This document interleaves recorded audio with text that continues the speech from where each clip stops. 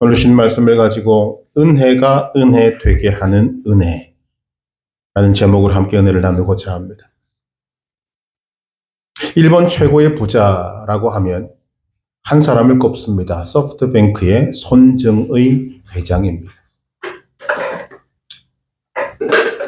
일본에서 가장 부자. 그래서 2000년도 뉴스위크지의 표지 모델로 선정되기도 했습니다. 특집으로. 아시아 사람으로 이런 세계적인 주간지에 선발된 이유는 일본이라는 그 권위주의와 연줄에 매여서 헤매고 있는 일본 사회에 낡은 풍토를 부수고 인터넷 제국이라는 것을 일구는데 크게 기여했기 때문이었습니다. 이런 일이 일어나게 되면 사람들은 궁금증을 가집니다. 이렇게 성공할 수 있었던 이유가 무엇일까? 이 손 회장에게는 일반 사람들이 생각하지 못하던 숨겨진 성공의 이유가 있었다고 합니다. 그것은 바로 벽이라는 것입니다. 손 회장은 일본에서 태어난 한국 사람입니다. 즉 일본 사회의 이방인이었습니다. 그것도 한국인. 그래서 그는 이 신분으로 공무원도 못 되고 선거도 못 나가고 인류 기업의 취업은 꿈에도 생각하지 못했습니다. 옛날에 또 그랬죠. 머리도 좋고 공부도 잘했음에도 불구하고 그에게는 인생길이 다 막힌 것입니다. 그래서 그는 일본에서 할 수 없어서 미국으로 유학하고 미국에서 인터넷이라는 기술을 배우게 되고 그리고는 그것을 가지고 일본에서 소프트뱅크라는 회사를 일구게 된 것입니다. 세계적인 기업을 만들게 된 것입니다. 무엇을 말하는가 하면 만약 이 손 회장에게 이런 벽이 없었다면 즉 그의 인생길이 열린 길처럼 쫙 열렸다면 과연 그에게 오늘과 같은 성공을 이룰 수 있었을까? 아니라는 것입니다. 본인도 그렇게 이야기합니다. 이것이 인생의 아이러니라는 것입니다. 우리가 인생을 살아갈 때 많은 사람들의 이야기를 들어보면 과거의 작은 성공이 큰 미래를 망치는 경우가 허다합니다. 인생이 막힘없이 뚫린 것이 다 좋은 것은 아니라는 것입니다. 반대로 길이 막히고 벽이 있는 것이 큰 미래를 만드는 경우가 허다합니다. 길이 막혔기 때문에 그 막힌 길을 뚫고자 이리 찔러보고 저리 찔러보고 그 벽을 넘어보려고 온갖 머리를 다 쓰고 힘을 다 쓰고 하다 보니까 무언가 길이 뻥 뚫리는 이런 일들이 성공의 밑거름이 되더라는 것입니다. 인생에게 참 풀 수 없는 문제 중에 하나가 바로 이런 문제입니다. 시련이나 아픔이나 시험이나 환난 등. 근데 우리가 말씀을 들으면서 들을수록 또 인생을 경험할수록 참 풀 수 없는 것이 이 문제입니다. 결론 내릴 수 있는 것은 우리의 앞길을 막는 것이 다 나쁜 것만은 아니라는 것입니다. 오히려 앞길을 막는 것들이 있기 때문에 우리 앞에 길이 열리고 승리가 있고 그리고 성공의 길이 열리게 될 수 있다는 것입니다. 이것을 성경은 우리에게 뭐라고 말하는가? 은혜라고 이야기합니다. 참 사실은 이 받아들이기 어려운 문제입니다만 우리 앞을 가로막는 것들이 은혜다. 이것을 가장 잘 외치고 있는 사람이 오늘 본문에 등장하는 사도 바울입니다. 앞길을 가로막는 것이 은혜다라고 이야기한다면 우리는 이런 생각을 하게 됩니다. 태초에 아담과 하와가 죄를 짓고 에덴동에서 쫓겨납니다. 그리고 세상은 어떻게 되었는가? 가시와 엉겅퀴가 자라기 시작합니다. 가시와 엉겅퀴, 하나님의 저주의 상징으로 보여지는 것이지만 우리가 인생을 돌아볼 때 그것 또한 하나님의 은혜가 아니겠는가? 사람들은 인생의 길을 가다가 벽을 만나면 두려움을 가집니다. 시험을 만나거나 걷잡을 수 없이 밀어닥치는 사건들을 만나면 자기 자신의 무능력함을 깨닫게 되고 불안을 느끼고 공포를 느낍니다. 왜 그렇습니까? 인간에게 죄가 들어온 이후에 세상은 가시와 엉겅퀴가 지배하는 상징하는 세상이 되었습니다. 이 말은 모든 인간이 문제를 만난다는 말이에요. 예외가 없습니다. 모든 인간은 문제를 만나고 시험을 만나고 환난을 만나게 되어 있습니다. 그런데 사람들은 자신은 다 예외라고 생각한다는 거죠.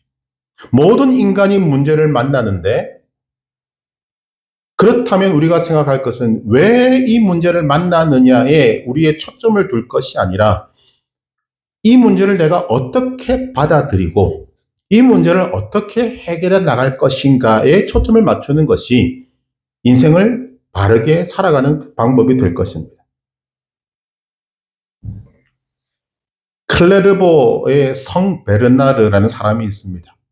이 사람은 인생의 문제를 가지고 고민하는 가운데 하나님이 주신 답을 얻게 되어서 그것이 바로 겸손이라는 것입니다. 인생의 모든 문제를 겸손으로 해결할 수 있다. 그래서 이 겸손을 인간의 가장 높은 덕으로 그는 말합니다. 겸손하면 능할 수 있고, 겸손하면 강할 수 있고, 겸손하면 용기를 내어서 그 문제를 해결해 갈 수 있다는 것입니다. 그런데 인생을 망치는 것이 뭔가 조금이라도 교만이 있으면 인생은 망치다라는 것입니다. 그래서 이 겸손을 유지할 수 있는 자기 규례를 만들었고 이야기를 했습니다. 세 가지입니다. 첫째, 겸손할 수 있는 이유가 비결이 무엇인가? 첫째, 자기 죄를 알고 비천에 처하라. 즉, 이 세상의 모든 사람 중에서 내가 최고 죄인이라고 여기라는 것입니다. 그렇게 알고 자기를 낮추라는 것입니다. 두 번째, 자기 죄를 통회하고 사실로 고백하라는 것입니다. 즉, 자신의 죄가 드러나는 것에 대해서 두려워하지 말라는 것입니다. 한 것 잘못했다고 말하는데 뭐가 고가운 것인가? 실수해서 실수했다고 이야기하는데 뭐가 부끄러우냐는 거죠. 모든 사람이 죄를 짓고 모든 사람이 문제를 만나고 모든 사람이 실수를 하는데 그것을 가지고 왜 변명하고 부끄러워하고 진실하지 못하게 대하는가? 그럴 필요가 없다는 것입니다. 자기 죄를 인정하고 통회하고 사실로 고백하는 것, 그것이 겸손이라고 말합니다. 세 번째로, 누군가가 나의 잘못과 나의 실수 때문에 나를 지적하고 나를 모욕할 때 그것을 있는 그대로 받아들이라는 것입니다. 전제가 있지 않습니까? 나는 잘못할 수 있는 사람이고 나는 죄인이고 나는 실수할 수 있는 사람인데 그것을 이야기할 때 뭐 때문에 반항하느냐는 거죠. 그냥 인정하면 된다는 것입니다. 오히려 나를 그렇게 지적해주는 사람을 고맙게 여길 줄 알아야 한다. 그것이 겸손이다라고 말합니다. 이 세상에 있는 모든 사람이 예외 없이 하는 것이 두 가지가 있다고 말합니다. 첫째, 죄 짓습니다. 두 번째, 실수합니다. 실수만 한번 생각해 보면 모든 사람이 실수합니다. 나도 실수하고 너도 실수합니다. 실수하지 않는 사람은 이 세상에 없습니다. 그렇다면 우리는 실수에 대해서 무서워할 것도 없고 두려워할 것도 없고 어떤 걱정 염려도 할 필요가 없다는 것입니다. 사람들은 실수하고 난 다음에 이런 맹세를 합니다. 다시는 실수 안 해야지. 그렇다고 실수 안 합니까? 아닙니다. 그러니까 맹세할 것도 없다는 거죠. 다 인간은 실수하게 되어 있습니다. 그렇다면 인간이 해야 될 가장 좋은 것은 나의 실수를 있는 그대로 받아들이라는 것입니다. 나는 실수하는 존재다. 그것이 겸손인 것입니다. 왜 겸손을 이야기하는가? 오늘 주제와 견주어 보는 이 은혜라는 것을 가장 잘 드러내는 것이 겸손이기 때문입니다. 은혜라는 것을 우리가 참 광범위하게 쓰는 단어지만 이 은혜가 드러나게 될 때 가장 은혜가 은혜스럽게 드러나는 것이 바로 겸손이라는 것입니다. 나 자신을 실수하는 존재로 인정하고 다른 사람도 실수하는 존재로 인정해 주는 것. 그렇기 때문에 다른 사람이 실수하는 것을 너그럽게 받아들이고 내 실수도 너그럽게 받아들이고 그냥 인정해 버리는 것. 그것이 겸손이라는 것입니다. 그런데 실수 없는 생을 살겠다고 바득바득거리고 실수한 것을 지적하는 것에 대해서 반항하는 것은 그것이 교만이라고 말합니다. 이것과 더불어서 우리가 생각해야 될 것이 바로 그것입니다. 모욕을 당할 때 우리가 어떻게 해야 될 것인가? 성경은 모욕을 당할 때 하나님을 생각하고 조용히 참으라고 말합니다. 모욕을 당할 때 모욕을 당한다고 해서 비굴할 것도 없고 모욕하는 사람을 미워할 것도 없다는 것입니다. 모든 것에는 다 하나님의 뜻이 있다고 생각하고 그 사람을 인정해주고 원망하지 않고 나 자신을 두고도 실망하지 않고 있는 것, 이것이 겸손인 것입니다. 사무엘하 16장에 보게 되면 다윗의 비참한 모습이 나옵니다. 아들 압살롬이 반역을 해서 이제 피난길에 오르게 됩니다. 얼마나 처절하겠습니까? 그것도 자식의 반란 때문에 싸우지도 못하고 도망가는 다윗의 심정. 그런데 이런 다윗에게 찌르는 한 사람이 있었습니다. 바로 사울의 친척 시므이였습니다. 쫓아오면서 다윗을 저주하고 다윗을 모욕합니다.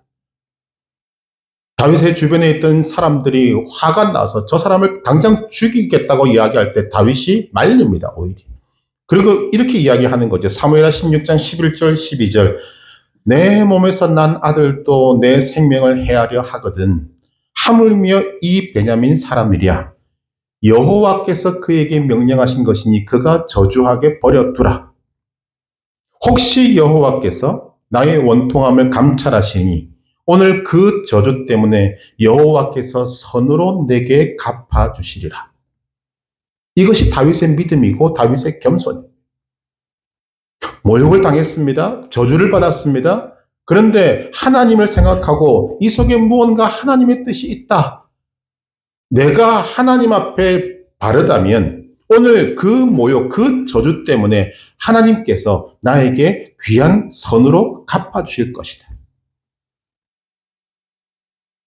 이것이 겸손이라는 것입니다. 그렇기 때문에 이런 내용을 아는 사람은 인생에 만나는 많은 문제들 앞에 우리는 의연하게 대처해야 한다는 것입니다. 우리는 여러 가지 사건들을 만나게 되면 근심도 많고 걱정도 많고 염려도 많이 합니다. 그러나 은혜를 알면, 오늘의 주제입니다. 은혜를 알면 그렇게 할 이유가 없다는 것입니다. 걱정도 말고 근심도 말고 염려도 말고 의연하게 대처하라. 어차피 인생은 내 힘으로 사는 것이 아니기 때문에 내가 살아왔던 과거도 지금 살고 있는 현재도 앞으로 내가 살아갈 미래도 내 힘으로 사는 것이 아닙니다. 다 알지 않습니까? 그런데 우리는 그 문제를 가지고 자꾸만 아둥바둥거린다는 거죠. 걱정한다는 거죠. 성경은 끊임없이 우리에게 걱정, 근심, 염려하지 말라고 이야기함에도 불구하고 한다. 그것이 교만이라는 거죠. 걱정하는 것 자체가 교만인 것입니다. 하나님의 말씀을 우리에게 아무것도 염려하지 말라고 하시는데 염려하는 것, 그것이 교만인 것입니다. 말씀에 순종하여 걱정하지 말고 염려하지 말고 하나님께 다 맡기고 다윗처럼 오늘 내가 당하는 이 문제를 내가 하나님 앞에 바르게 서 있다면 하나님께서 내게 선으로 갚아주실 것이다. 믿고 믿음으로 가는 것입니다. 더 전제를 말씀드리면 우리가 만나는 모든 문제, 나만 당하는 문제가 아닙니다. 모든 인간이 다 당하고 있는 문제고 사건들이고 물론 종류는 다르고 과정은 다르고 농도는 다를 수 있습니다만 다 당합니다. 그러나 우리는 하나님의 은혜 가운데 있다는 거죠. 하나님의 은혜를 기다리고 하나님의 은혜가 내게 임할 것이라는 것을 믿고 의연하게 대처하는 것, 그것이 겸손이라는 것입니다. 이것은 은혜를 아는 자만이 할 수 있는 태도입니다. 그래서 겸손이 귀한 것입니다. 오늘 본문에 보면 은혜로 똘똘 뭉쳐진 한 사람이 있음을 발견하게 됩니다. 아마 성경에 나타난 모든 은혜의 사람 가운데 대표적인 사람이라고 생각됩니다. 그가 사도 바울입니다. 사도 바울은 자신이 은혜의 사람일 뿐만 아니라 은혜를 신학적으로 정립하고 또 은혜의 의미를 복음적으로 해석해 준 사람입니다. 바울이 갖고 있는 세계관은 은혜 중심적 세계관입니다. 바울이 말하는 바가 무엇입니까? 내가 구원받은 것이 은혜요. 내가 사는 것도 은혜요. 내가 살아갈 이유도 은혜요. 내가 주의 일을 하는 것도 은혜다라고 말합니다. 고린도전서 15장 10절을 보면 그의 이 모든 것들이 담겨져 있는 한 말씀이 있습니다. 내가 나 된 것은 하나님의 은혜로 된 것이니 내게 주신 그의 은혜가 헛되지 아니하여 내가 모든 사도보다 더 많이 수고하였으나 내가 한 것이 아니요 오직 나와 함께 하신 하나님의 은혜로라. 내가 나 된 것은 하나님의 은혜다. 내게 주신 그의 은혜가 헛되지 않아서 내가 모든 다른 사도보다 수고를 더 많이 했지만 그것도 내가 한 것이 아니요 오직 하나님의 은혜가 나를 그렇게 만든 것이다 라고 말합니다.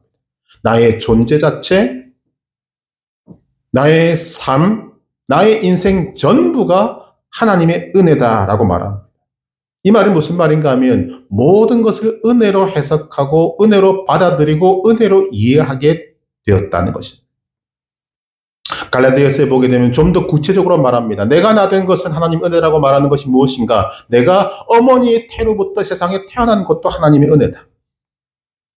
그리고 길리기아 다소라는 지방에서 태어난 것도 하나님의 은혜다. 이 속에 물론 더 큰 의미가 많이 담겨져 있습니다만 출생이 은혜요, 살아온 그 장소도 은혜요, 살아온 과정도 은혜다. 그런데 그가 고백하는 가장 큰 은혜가 무엇인가? 하나님께서 나를 택하셨다는 것입니다.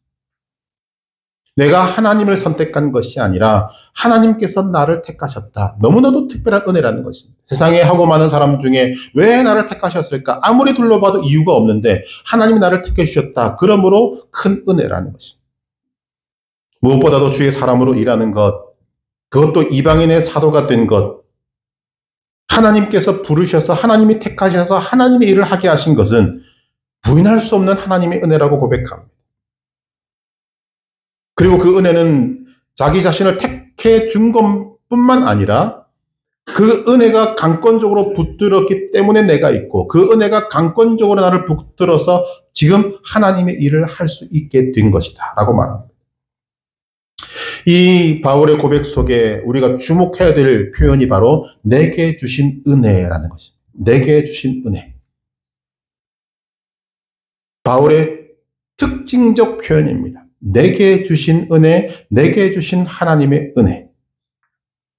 이것은 지극히 주관적이고 간증적이고 신앙 고백적인 고백입니다. 바울은 이 고백을 성경 여러 곳에서 쓰고 있습니다. 로마서 12장 3절 내게 주신 은혜로 말미암아 너희 각 사람에게 말하노니 마땅히 생각할 그 이상의 생각을 품지 말고 오직 하나님께서 각 사람에게 나눠주신 믿음의 분량대로 지혜롭게 생각하라. 고린도전서 15장 10절 그러나 내가 나 된 것은 하나님의 은혜로 된 것이니 내게 주신 그의 은혜가 헛되지 아니하여. 갈라디아서 2장 9절 또 기둥같이 여기는 야고보와 게바와 요한도 내게 주신 은혜를 알므로. 에베소 3장 7절 이 복음을 위하여 그의 능력이 역사하시는 듯대로 내게 주신 하나님의 은혜의 선물을 따라 내가 일꾼이 되었노라. 한두 군데가 아닙니다. 내게 주신 은혜, 즉 나에게 부어진 하나님의 은혜, 나만이 아는 하나님의 은혜, 그 은혜의 결과로 오늘의 내가 있다고 고백하는 것입니다. 하나님께서 그에게 주신 은혜가 무엇입니까? 구체적으로 말씀을 드리면 크게 네 가지로 말할 수 있습니다. 첫째, 구원입니다. 우리가 알다시피 바울은 예수님을 대적하던 사람이었습니다.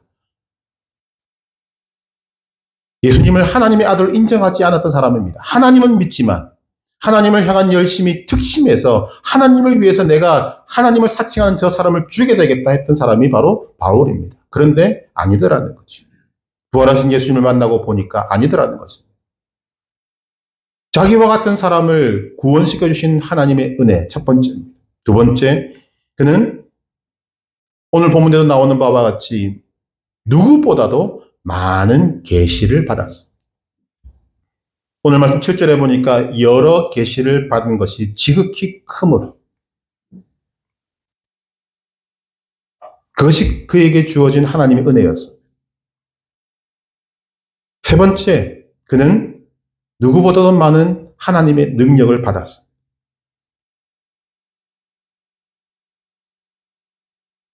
죽은 자를 살리는 것도 말할 것도 없고 그냥 바울이 쓰던 손수건을 다른 사람에게 얹으니까 병이 낫는 이런 일까지 했던 사람이 바울입니다. 바울이 했습니까? 아닙니다. 하나님의 은혜가 그에게 임했기 때문입니다. 네 번째로 그가 받은 은혜는 하나님의 부르심을 받아서 큰 사역, 이방인을 구원에 이르게 하는 사역을 하게 된 것입니다. 그런데 바울이 받은 은혜 가운데 오늘 이 은혜와 겸손의 주제에 맞는 경험을 오늘 본문에서 그는 하고 있습니다. 그 경험은 그가 셋째 하늘에 올라가 천국을 경험한 것입니다. 오늘 본문 2절에서 이렇게 말합니다. 내가 그리스도 안에 있는 한 사람을 아노니 그는 14년 전에 셋째 하늘에 이끌려 간 자라. 셋째 하늘, 천국을 말합니다. 천국을 경험한 것입니다. 여러분, 특별한 경험이지 않습니까? 하나님이 내게 주신, 바울에게 주신 이 특별한 경험, 이 경험은 누가 봐도 자랑할 만하고 자랑하면 하나님이 영광 받으실 만합니다. 하나님을 얼마나 높일 수 있겠습니까? 하나님이 내게 이런 경험을 하게 하셨다. 또 하나님의 은혜를 이렇게 자랑하면 사람들이 이 바울 자신을 얼마나 우러러 보겠습니까? 그런데 바울은 자랑하지 않습니다. 근데 오늘 본문에 보니까 바울은 뭐라고 이야기합니까? 내가 부득불 자랑한다. 마지못해서 자랑한다라는 것입니다. 무언가 이유가 있다는 거죠.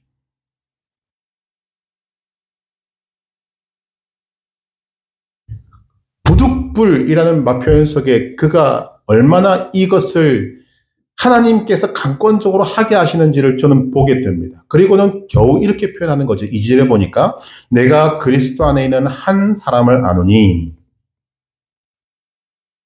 3절에도 내가 이런 사람을 아노니 5절에도 내가 이런 사람을 위하여 자랑하겠다. 그러나 나를 자랑하지는 않겠다. 여러분, 하늘 천국을 경험한 것이 그것을 자랑하면 바울이 잘못한 것입니까? 아닙니다.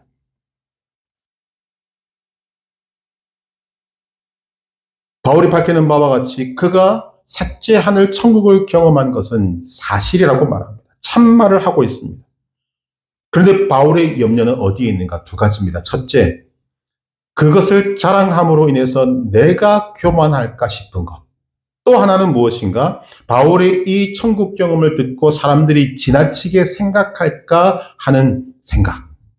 그래서 단칼로 끊어버립니다. 6절에 보니까 내가 만일 자랑하고자 하여도 어리석은 자가 되지 아니할 것은 내가 참말을 함이라. 그러나 누가 나를 보는 바와 내게 듣는 바에 지나치게 생각할까 두려워하여 그만두노라.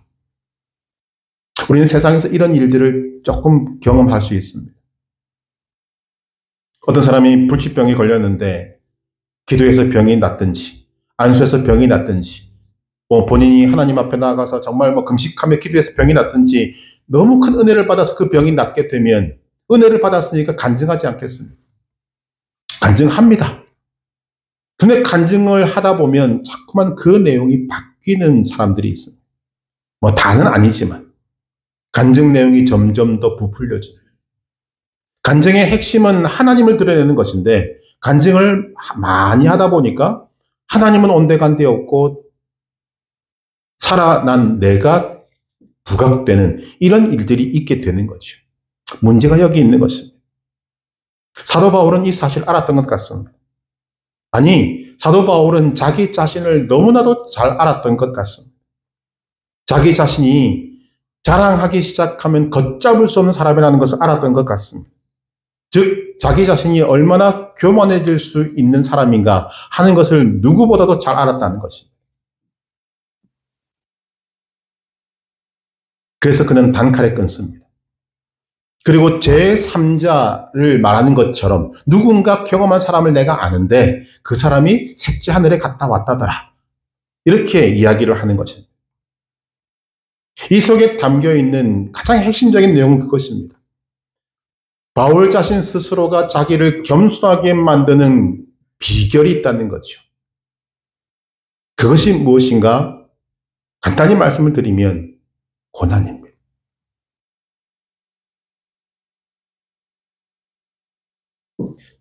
바울 스스로는 자신의 겸손을 지킬 수 있는 힘과 능력이 없기 때문에 하나님께서 강권적으로 자기 자신을 겸손하게 만드신다고 고백하고 있습니다. 그것이 바울이 고백하는 바울이 받은 은혜 중에 가장 큰 은혜라고 말하는 것입니다. 은혜로 은혜 되게 하는 은혜, 은혜를 지킬 수 있게 하는 은혜, 그 은혜가 능력이 되게 하는 은혜, 이 은혜로 말미암아 바울은 겸손을 유지하며 하나님의 은혜를 보존하며 하나님의 은혜가 부어지는 그 능력을 발휘하며 살 수 있게 되었다고 고백하는 것입니다. 은혜가 은혜 되게 하는 은혜가 무엇인가? 바울에게는 고난입니다.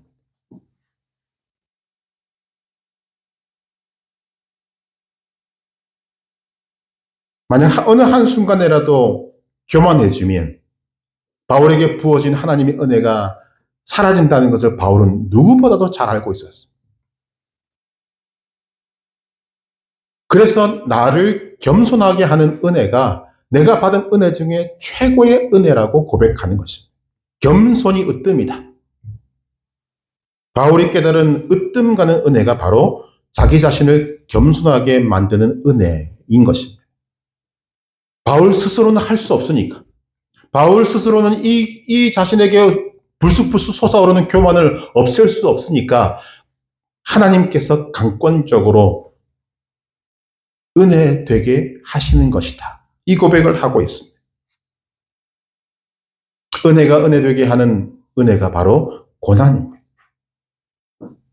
그래서 우리는 이 은혜를 은혜 되게 하는 은혜를 가장 높은 은혜, 가장 으뜸 가는 은혜로 삼고 있는 바울의 삶을 어디서 보는가? 그는 고난을 만날 때 걱정하지 않습니다. 염려하지 않습니다. 오히려 기뻐합니다. 왜냐하면 고난이 자기를 망하게 하는 것이 아니라, 고난이 자기 자신을 무너뜨리는 것이 아니라 오히려 하나님의 은혜가 은혜 되게 하고 하나님의 은혜를 보존시키기에 만들고, 그 고난이 하나님의 능력이 자기에게서 나타나게 만드는 것임을 알기 때문입니다.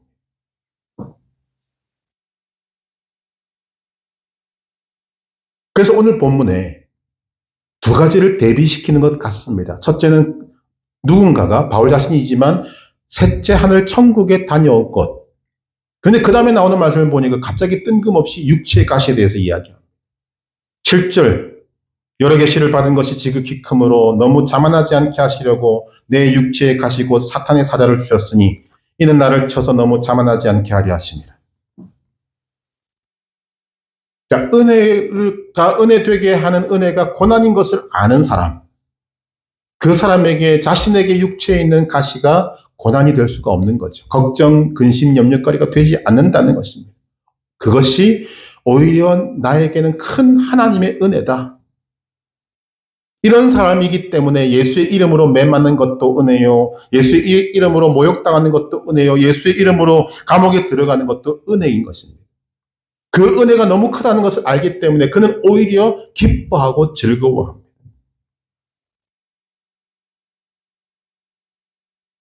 오늘 본문에 보면 바울은 육체의 가시가 있었습니다. 이 육체의 가시가 무엇인지는 아무도 모릅니다. 신학자들이 연구를 하고 한 것이 두 가지로 좁혀지는데 하나는 안질이고 하나는 간질이라고 이야기합니다. 그런데 무엇인지 중요한 것이 아니라 이것이 바울이 고백하기로 사탄의 사자라고 하는데 문제가 있습니다. 여러분, 사람에게 아픔이 있다고 해서 사람이 다 죽지는 않습니다. 또 어떤 아픔이 있다고 해서 정도의 유무는 있겠습니다만 일을 하지 못하는 것도 아닙니다. 그런데 이 바울에게 있는 육체의 가시는 심각한 문제입니다. 왜? 그것을 사탄의 사자라고 하고 있기 때문입니다. 무슨 말인가 하면 그는 하나님의 사람으로 부름받고 이방인의 사도로 부름받았는데 그 일을 방해할 만큼 이 문제가 크다는 것입니다. 사도 바울이 고백하기로 자신은 하나님으로부터 택함을 받고 이방인의 사도로 부름받았습니다. 이방인에게 예수 그리스도를 전하려면 이방인을 만나야 하는데 이방인을 만나려면 이방인 지역으로 가야 합니다. 그러면 얼마나 오래 걸어야 하고 얼마나 많이 걸어야 하는지 모릅니다. 학자들이 밝힌 바에 따르면 바울이 걸어간 거리가 14,000km라고 이야기합니다. 생각조차도 못할 그 거리를 바울은 걸어 다녔습니다. 그러면 하나님께서 부르셨고 하나님이 이방인의 사도로 부르셨고 그들에게 복음을 전하기 위해서 하려면 건강이라도 있어야 하지 않겠습니까? 그런데 그 건강에 방해될 만큼 지금 바울에게는 심각한 문제가 있는 것입니다. 육체의 가시. 하나님의 일을 열심히 하고 싶은 마음은 정말 큰데 그 일을 방해할 만큼 사탄의 사자같이 여겨지는 육체의 가시가 있으니까 얼마나 답답하겠습니까? 그러니까 바울의 성격으로 보면 자기 문제를 가지고 하나님 앞에 그렇게 기도하지 않았을 것 같습니다만 너무 답답하니까 하나님 앞에 3번이나 기도하지 않습니다. 그런데 그 기도의 응답이 우리는 정말 놀라운 응답입니다. 내 은혜가 네게 족하도다. 하나님께서 바울에게 주신 은혜가 충분하다고 말씀하시는 것입니다. 여러분, 우리 같으면 한번 항변이라도 해보지 않겠습니까? 하나님, 육체에 가시가 없다면 제가 얼마나 더 열심히 충성하겠습니까? 저 알지 않습니까? 목숨 걸고 지금 이렇게 매맞고 감옥에 갇히고 굶고 목마르고 하면서 풍랑을 만나고 하면서 죽을 고비를 수없이 넘기면서 복음 전하고 있지 않습니까? 이거 하나만 제거해 주면 제가 더 열심히 충성을 다할 수 있지 않겠습니까? 그러니 육체의 가시를 제거해 주십시오. 할 수 있지 않겠습니까? 그러나 바울의 3번의 기도에도 하나님은 내 은혜가 네게 족하다 이렇게 말씀하십니다. 중요한 것은 그 하나님의 응답을 받은 바울의 태도입니다. 하나님의 말씀을 있는 그대로 온전하게 받아들입니다. 아멘으로 받아들입니다. 조금의 토도 달지 않습니다. 오히려 기뻐하고 즐거워했습니다. 왜냐하면 육체의 가시가 있었기 때문에 그는 겸손할 수 있었기 때문에 육체의 가시가 있었기 때문에 겸손할 수 있었고 겸손할 수 있었기 때문에 하나님의 크신 능력이 생명 다하는 그날까지 바울과 함께 있었음을 그가 알았기 때문에 그래서 은혜라고 이야기하는 것입니다. 사탄의 사자가 있었기 때문에 바울은 어디를 가도 자랑할 수 없었습니다. 왜냐하면 지금 자신의 이런 몸으로 복음을 전하는 것이 자신의 힘과 능력으로 하는 것이 아님을 알았기 때문에 오직 하나님의 은혜 아니고는 즉 이 은혜가 하나님께서 거듭가시면 그는 아무것도 하지 못하고 그대로 쓰러질 것을 알기 때문에 하나님의 은혜 밖에는 답이 없다고 말하는 것입니다. 여러분, 오늘 우리 앞에 다가오는 문제도 마찬가지입니다. 내가 정말 하나님의 은혜로 구원받은 사람이고 하나님의 은혜로 오늘까지 있다는 것을 진정으로 아는 사람이라면 오늘 우리는 바울과 같은 태도를 가질 수밖에 없는 것입니다.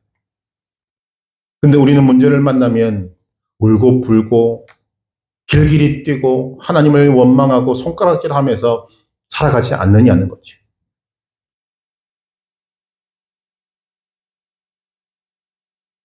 하나님의 은혜는 정말 솔직히 말하면 우리로서는 참 답답할 때가 많고 또 답이 없을 때도 많이 있습니다. 이상하면서도 놀라운 것은 하나님께서 사도 바울이 그렇게 간구해서 이 육체의 가시를 제거해달라고 할 때도 내 은혜가 네게 족하다라고 말씀하시면서 또 한편으로는 평생 이 바울의 건강을 책임질 의사 누가를 옆에 붙이십니다. 이것 또한 하나님의 은혜라는 거죠.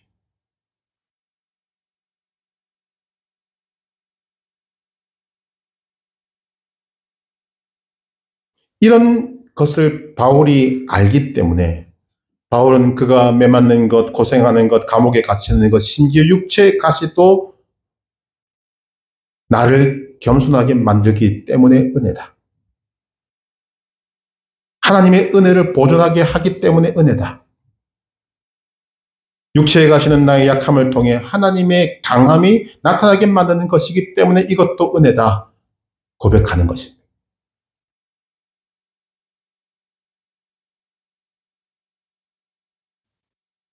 9절에 말씀하신 바와 같이 하나님이 내 은혜가 네게 족하도다. 이는 내 능력이 약한 데서 온전하였짐이라. 하나님의 말씀을 그대로 믿은 것입니다. 그리고 그가 내린 결론이 무엇입니까? 12장 9절 하반절에 보면 그러므로 도리어 크게 기뻐함으로 나의 여러 약한 것들에 대하여 자랑하리니 이는 그리스도의 능력이 내게 머물게 하려 함이라. 그리스도의 능력이 내게 머물게 하는 것, 이것이 바울에게 있어서 가장 큰 은혜인 것입니다. 그것이 매를 맞는 것이 되었든 밥을 굽는 것이 되었든 풍랑을 만나는 것이 되었든 감옥에 가는 것이 되었든 어떤 것이든 상관없다는 것입니다. 나로 하여금 하나님의 능력이 자신에게 머물 수 있도록 하는 은혜가 자신에게는 가장 큰 은혜다. 이것이 바울이 말하는 내게 주신 은혜의 핵심입니다. 나를 겸손하게 만드는 은혜.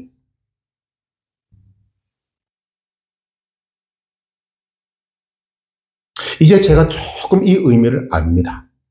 이제 조금. 좀 크게 알면 좋겠는데 이런 내용을 말씀드리면 크게 깨달으려면 큰 고난을 만나야 이제는 좀 알겠다는 거죠. 그래도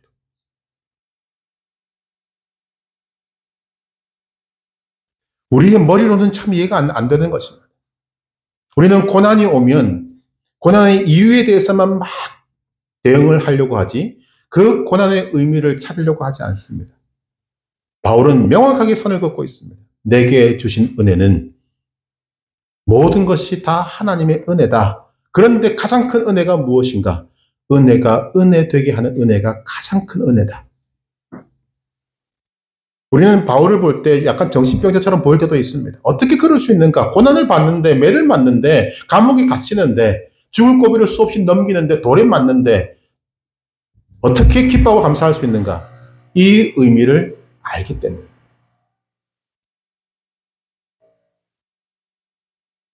겸손해야 그 받은 바 모든 은혜가 될 수 있습니다. 그래서 겸손과 은혜가 같이 붙여 다니는 것입니다. 겸손하면 성 프란체스코를 말할 수밖에 없습니다. 이런 재미있는 일화가 있습니다. 이 프란체스코의 제자 중에 한 사람이 환상 중에 천국을 가게 되었습니다. 천국을 가서 보니까 보좌들이 많이 있는데 그 중에 높은 곳에 비어있는 보좌가 있더랍니다. 천사에게 묻습니다. 저 보좌는 누구 것입니까?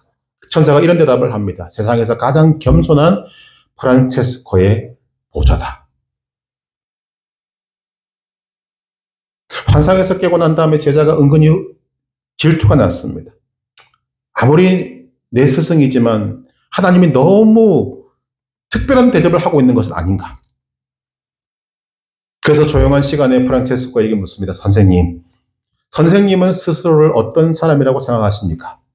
그러더니 프란체스코가 1초도 머뭇거리지 않고 나는 세상에서 가장 악한 사람이다. 제자는 이때다 싶어서 반박을 합니다. 아니 선생님 그런 말이 무슨 말입니까? 이 세상에 도덕도 많고 강도도 많고 살인자도 많은데 선생님 같은 사람이 악한 사람이라고 하면 누가 그것을 내밀 수 있겠습니까? 그것이 위선이고 교만입니다. 이런 이야기를 하니까 프란체스코가 웃으면서 이런 말을 합니다. 그것은 자네가 나를 몰라서 그렇다. 이 세상에서 가장 악한 자는 나 자신이다. 만약 하나님께서 내게 부어주신 은혜를 다른 사람에게 부어주었다면 그 사람은 나와는 비교할 수 없는 사람이 되었을 것이다. 이 말을 듣고 제자가 마음으로부터 무릎을 꿇고 프란체스코에게 굴복하고 맙니다. 그것이 겸손이라는 거죠. 아마 바울이 동일한 것을 느끼고 있는 것 같습니다. 내게 주신 은혜를 다른 사람에게 부어주었다면 더 크고 훌륭한 일을 하는 사람이 될 수 있을 것인데 왜 나에게 주었을까? 그것이 하나님의 특별한 은혜인 것을 바울이 안 것입니다. 그것으로부터 뻗어나는 많은 것들을 해석하고 보니 그 고난도 나를 그 하나님의 크고 놀라운 은혜 가운데 머물게 하는 수단이고 과정이지 이것이 결코 나를 무너뜨릴 수 없다는 것을 그가 알았기 때문입니다. 그래서 그는 고난을 당할 때마다 기뻐하고 즐거워합니다. 빌립보 감옥에서 그가 보여준 모습이 바로 그것입니다. 매를 맞고 감옥에 갇혔는데 기뻐해서 기쁨의 찬송을 부르지 않습니다. 서양 사람들은 미쳤다고 할지 모르겠습니다만 이 은혜를 아는 사람에게는 당연한 것입니다. 그가 그렇게 할 수 있었던 이유가 무엇인가? 내게 주신 은혜를 알았기 때문입니다. 그가 평생 겸손할 수 있었던 이유는 내게 주신 은혜가 무엇인지를 알았기 때문입니다.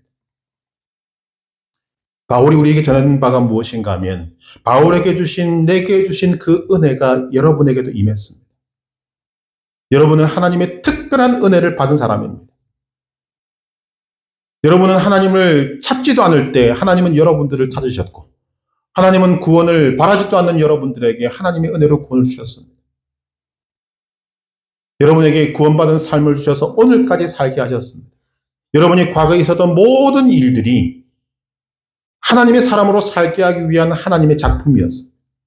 그런 하나님께서 오늘 여러분을 있게 하셨고 앞으로 여러분의 삶 가운데도 함께 하실 것입니다.